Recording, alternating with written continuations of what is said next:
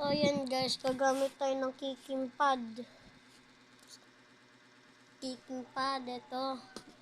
At saka, ito. At kung asan kayo bibili, pwede naman sa Shopee, Lazada, or Temu.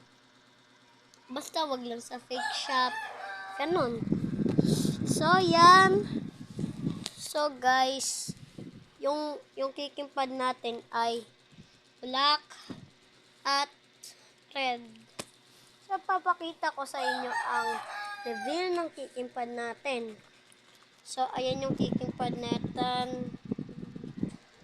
Ayan yung kicking pad natin, guys. So, ayan, testing natin siya. Test natin siya.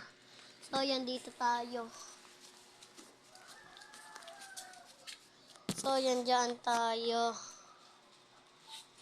So, ito yung kicking pad natin. Yung uunahin natin ay color red. Lagay ko lang yan muna dito. So, ayan. Let's try. 1, 2. Turn natin. So, ayan. Gano'ng kaingay. Gano'ng katibay ito. So, ayan. At saka at least for safety. So, ayan. 1, 2, 3. 1, 2, 3, 4, 5. So, ayan. Ganon talaga kaingay yung sipa ko, guys. At saka yung kulay black naman. Yung kulay black naman. At least for safety, kailangan natin ito.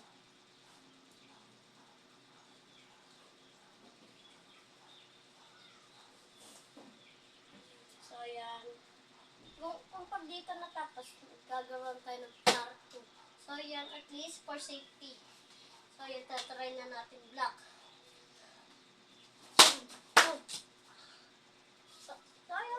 So, ayan, ganyan talaga for safety.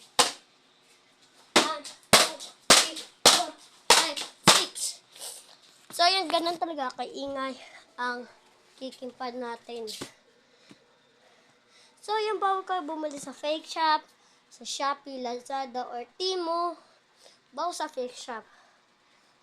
So, ayan. Ito lang ang ating video. See you to next morning. Bye, guys!